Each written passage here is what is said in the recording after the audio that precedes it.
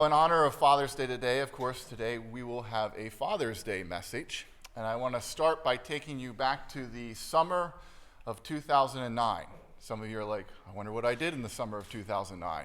All right, but in the summer of 2009, I was in Marine boot camp. All right, and of course, one of the many things you do in boot camp is you have to learn how to throw a grenade. All right, and when they explain to you how to throw a grenade, they say, listen, it's just like throwing a ball. It looks like a ball, like it even throws like a ball, you just throw it like a ball. And of course, that's a good analogy because after all, most kids have thrown a ball, all right? I mean, baseball is America's pastime. What, American boy has never thrown a ball before? Well, every American kid except me. You see, my dad never took me out and taught me how to throw a ball. And I had very carefully through my entire childhood avoided any and all sports that involved holding, handling, carrying, or throwing balls. All right, so by age 20, I had never thrown something in my life. I didn't know how to do it. And so when they said, you just throw it like a ball, I'm thinking, oh boy, there's a first time for everything. But I didn't really want it the first time I threw something to be a live grenade. But you take what life hands you in life. I said, I'll figure this out. I can't tell the drill instructors this. Can you imagine what would happen then? All right, so you go to the grenade range, and they hand you this grenade, and you got a line. You wait in line with all the other recruits. And I'm watching these other guys, these other recruits. I mean, these guys are football players and baseball players. Man, they're just launching those things downrange, okay? And everybody's having a good time. And I'm thinking, I can do this, right? I just watch. Like, it doesn't look that hard. So I get up to the line. There's a drill instructor standing next to me. His name was Staff Sergeant Owens. I got this grenade, and he's like, all right, go ahead and throw your grenade. So I take the grenade, I pull the pin, all right, and I'm like, all right. I put my arm out like this. Like I watched everybody else. I guess that's like for aiming, you know what I mean? And I cock my arm, and I'm like, here goes, okay? Now, most people, when they throw something, you release like right here, right? This is the release point. But remember, I had never thrown a ball before, okay? So when I took the grenade, I went like this. I went wham, and threw the grenade right at my feet. A live grenade, okay? And Staff Sergeant Owens, the DI, looked at it, and he said a four-letter word that began with S and ends with T, all right? And I felt like that accurately summed up the situation we were in, all right? Now, a grenade has a 5-second fuse. And some of you are saying, that's not a lot of time, all right? But let me tell you, when you have a live grenade lying at your feet, you will be shocked at how fast and far you will go in life, all right? We boogied, all right? And so we're running away from this grenade, and right at the last minute, the drill instructor shoves me in the dirt, jumps on top of me to shield me, and you hear boom, right? And you feel like all the dirt flying around and all the dirt clods. But we were completely uninjured. Nobody got hurt. All right, all was well. So I stood up, and I'm dusting myself off, and I'm thinking, whew, like I'm glad that's over with. And then I look over, and there's the drill instructor, Staff Sergeant Owens, and he's covered in mud. And he's got this look on his face. It's like the look the lion has when it's about to eat the gazelle. It's like, you're now going to get it. It's the look your mom had when you really screwed up as a kid, and she's like, now I'm going to hand it to you, all right? And he comes flying up, and it grabs me here, okay? And I will sanitize this conversation because half of the words were inappropriate for church, all right? And he's like, you almost got us killed. He said, why did you do something stupid like that? He's like, didn't your dad ever teach you how to throw a ball in your life? And I came clean. I was like, no, sir, I've never been taught how to throw a ball. And he was shocked. And then he's like, I feel bad if you ever have kids. Because let me tell you, they're going to grow up with a daddy who can't even teach them how to throw a ball. Well, fast forward 16 years, and I now have 2 beautiful children. All right, but Staff Sergeant Owens, maybe you're out there. I'm sure you're out there, and if you're watching this over YouTube, welcome. We hope you join St. Luke. But Staff Sergeant Owens, I'd like to let you know that I listened to you 16 years ago. I remember what you said about having kids that might grow up without someone to teach them how to throw a ball. So I made up for my shortcomings. I married Amanda. And some of you know this, but if you didn't know this, Amanda was on the track and field team at Redline and Millersville University, and she was a thrower. And not only was she a thrower, she was so good at throwing things, she set records at those institutions that still stand. She can launch something into outer space. That's how good she is at throwing things. All right? So I don't know what my kids are going to turn into in life. I don't know where they're going to go. But Staff Sergeant, let me tell you, one thing I know for certain, I listen to you, and my kids are going to grow up having the best throwing arms in the United States of America. Okay, they are going to be chucking things farther than any other kid. Peggy, you better get fast at ducking back there, because hymnals are going to be flying out of the back seat out back there, all right? Hey, the reason I share this story with you is because one of the stereotypical images when we think of dad is he takes the kid out and he throws a ball to them, right? Teaches them how to play catch. And I did not have a father who taught me that. And not because he wasn't a great athlete, it was just he would have said, well, you never asked me to teach you how to throw a ball. And that was true. And when I set out to create this message this Sunday, I wanted to answer the question of, what is a dad? What does it mean to be a father? And at first you think, well, that's easy, right? Dad is the provider. Dad is the protector, right? Dad makes sure there's a roof over everybody's head.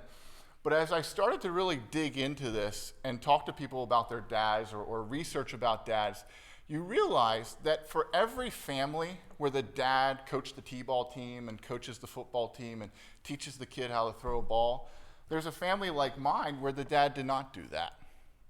And for every family out there where the dad was the provider, right? He was the income producer for the family. He went out and made the money. There's a family out there where the mother has the career. She goes out and makes the money, and the dad stays home. He nurtures the kid. He cooks the meal. He makes sure there's food on the table at the end of the day, right? He cooks the dinner.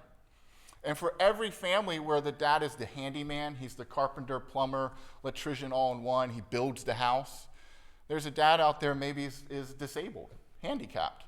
Maybe he doesn't have the skills or ability to build a home, right? And so what you realize is, does that mean they're less of a dad because they can't do those stereotypical dad-like functions in life? Well, of course not. And so what you realize is that it's incredibly hard to nail down and pigeonhole what is a father. What exactly does it mean to be a dad, all right? And of course, I was almost embarrassed. I'm like, I am a dad. Surely I should know this, all right? And what you realize in life, whenever we're confused about something, confused about the definition of something, the best answer isn't to look at it socially or culturally, because things change, right? The role of a dad or a mom can change over time. Look at it spiritually. And what a perfect Sunday to consider what is a father than Holy Trinity Sunday, when we consider the relationship of the Son and the Holy Spirit and the Father, right? What do we call God in our life? God, the Father, right? And we define our relationship to God, our Creator, as one of a father to a son or daughter, right? We call ourselves the children of God. He is the Father. And so what does that relationship look like? What is God in our life? What does he give us as the children of God? He gives us three things. One, when he created you, he gave you, he chose, and that's the key word, he made a choice, to give you certain unique capabilities, gifts, and skills that are only yours, right?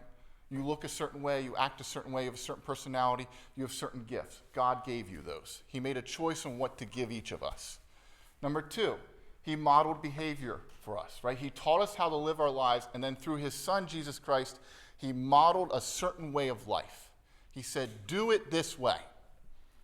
This is how the way I want you to live life. So he modeled a behavior for us. And number three, he sets you free by giving you free choice in life. And that's the most powerful one. Think about this. God is omnipotent. He's all powerful.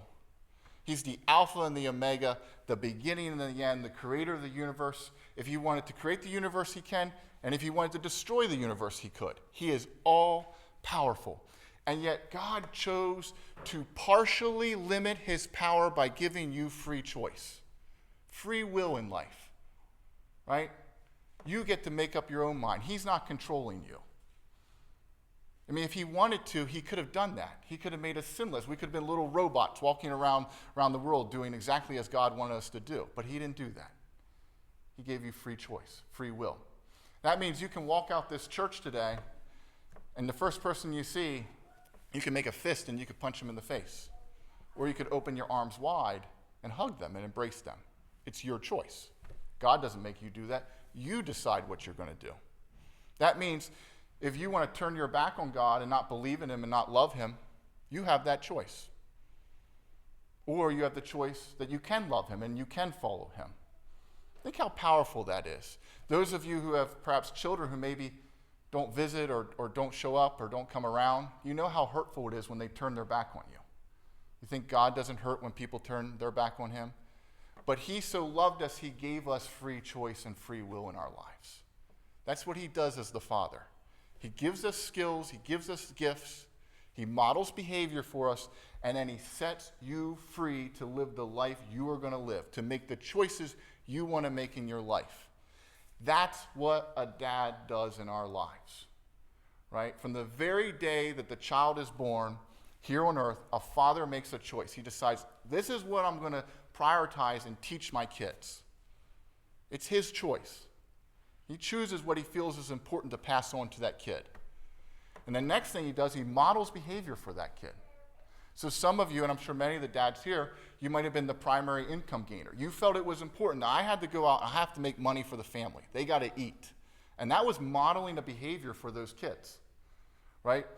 You said, I'm going to go, or maybe you said, I'm going to build a house. You wanted to make sure they had a roof over their heads. You were modeling a behavior for those children. They watched that. They mimicked that. They say, Dad made sure we're safe. Dad made sure we had money. Dad had a good work ethic, right? You modeled behavior. And finally, as a dad, you hope that the skills you pass on to your kids and the behaviors you model will set them free, that they can go out and make it in the world. It doesn't matter what the behavior is. It doesn't matter what the skill is that the dad passes on, right? Some dads pass on fishing and hunting and throwing balls, and other dads might pass on how to write poetry or how to read a book. It doesn't matter what the behavior is. It matters that the dad made a choice on what behaviors he wanted to pass on to the kid because he felt it was important to that kid and it would set them free, just like God does in our lives, right? It's the same type of model. On Father's Day, it's a day where we honor the choices of our dads, right? We didn't get to choose. Our dads made those choices. And we say, hey, thanks to Dad for teaching me the things he did teach me, for modeling the behaviors he did model, right? And we thank them for that. And if you're like me, sometimes you look back on your dad, and my dad has passed, and many of you knew my father, and you say, man, I wish he had taught me all of that stuff. There's some things I really wish he had taught me. But you know what? It wasn't our choice as kids. We have to, again, honor our fathers for what they did choose to pass on. My older brother and I, we sometimes sit around, we grouch around at the fact that our father did not teach us how to throw a ball. We're like, that could have saved us a lot of embarrassment. Almost got me blown up, all right? Or we talk about the fact that our father, and many of you probably did not know this, he was a certified car mechanic. He'd go into automotive school. He knew how to take a car apart and put it back together again. He worked on a lot of different cars in his 20s. And you would think, well, I bet you he passed on all that information to you. I bet you he taught you how to work a car or work on a car. Let me tell you, to this day, I still have to pull up YouTube to figure out how to change the oil on a car. All right? In fact, I don't even try anymore. I just take it up to Lion Auto. All right? And sometimes my brother are like, why didn't he teach us that? But then I have to think about the fact of all the things he did teach me, the things he felt were important, right? Things like at age 15, when I was very happy to sit around the house that summer and just read books, my father walked up and said, let's go, get in the truck. And he drove me the 7 minutes down Burkholder to this wonderful place called Max Ice Cream by Godfrey's. And there I was forced to get my first job, all right? And let me tell you, I didn't want that job. I had to be forced in that door at gunpoint to meet Mike Godfrey. And I know some of you know Mike Godfrey, who taught me a lot, all right? And for the first month and a half, I went kicking and screaming to that ice cream shop. I didn't want to work, but my dad, not my mother, my father, felt it was important I had to get a job. And you know what? He was right. Because after 2 months of kicking and screaming, I gave in to Mike, and I learned the value of hard work, of the pride of earning a paycheck. I made $5.25 an hour, right? And I learned a lot of skills in that job for 3 years, from 2003 to 2006, that have set me on the path and to the place I'm at today. I learned hard work. I guarantee you, if you guys came to Max in that time frame, I scooped ice cream for you, made you a milkshake. I worked there every night, right? My father felt that was important. Other things he passed on to me was the first purchase I had to get was a car. I didn't know how to work on it, but I had a car. It was a Toyota Corolla. Sounded like a Russian tank going down the road. Shook and rattled, but it was reliable. It had 4 wheels because my dad felt that if you had a car and you had a job, you can go anywhere in the world. And it's sort of a simplified life philosophy, but there's some truth to that. If you got a job and a car, you're kind of set. And there's some truth to that. And he passed on other things to me, such as patriotism, standing for the flag, believing in your country. He passed on the idea of an aggressive mindset. Stand up for what you believe in. Don't back down from a fight, right? Confront things. But he also said, temper that aggressive mindset with a compassionate heart. He was a police officer, and after he would arrest criminals and put them in the back of the cruiser car, before he took them to the county jail, he went through the McDonald's drive-thru, and he would buy them a cheeseburger, a French fry, and a Coke. You see, my dad had a soft spot in his heart for people who mess up, people who make mistakes, and he believed in second chances. You know who also had that soft spot in their heart for those people? Jesus. Yeah. And those are the things my dad modeled for me. Those are the skills he passed on to me. And now at age 36, going on 37, you know what? I wouldn't trade the things my dad taught me and passed on to me. I wouldn't trade them for a catcher's mitt and a baseball. I wouldn't trade them for a mechanic's tool belt and a screwdriver. Because the things my father modeled for me and passed on to me, they were the things that set me free. Allowed me to make my own choices in life. Allowed me to live my life. And so, thank you to all the great dads out there who made choices on what they wanted to pass on to their kids, who modeled behaviors for their kids, and made sure their kids could be set free and make their own choices and live their lives. Happy Father's Day to all the dads out there.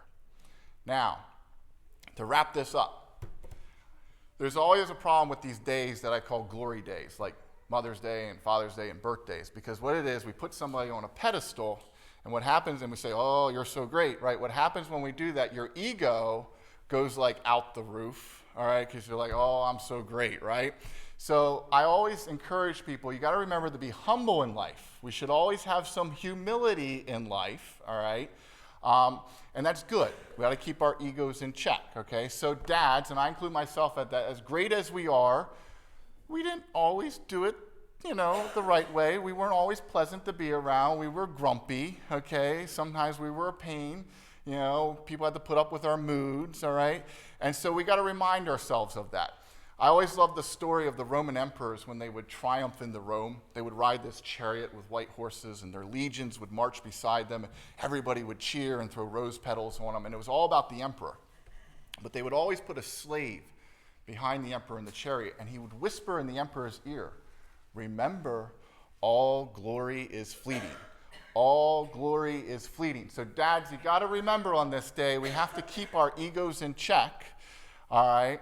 And so today I don't have a slave to ride behind you in your figurative chariot, but I do have a prayer that we're going to end with, and this is called a woman's prayer, because after all, there was probably a woman, dads, that are riding behind you at some point, and she probably had to put up with you, all right? So let's have a little dose of humility. Let's bow our heads and pray. Almighty God, I ask for wisdom to understand my man, love to forgive him, and patience for his moods. Because, Lord, if I pray for strength, I may just throw something at him. Amen. Happy Father's Day.